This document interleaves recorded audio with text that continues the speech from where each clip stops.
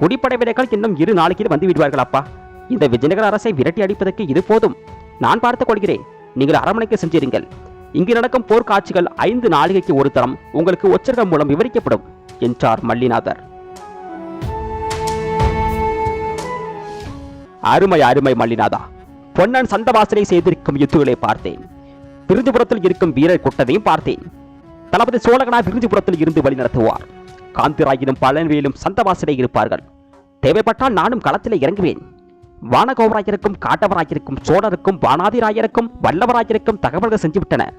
அதிகாலையில் எல்லோரும் விருதுபுரம் வந்து சேர்வார்கள் என்றார் மன்னர்.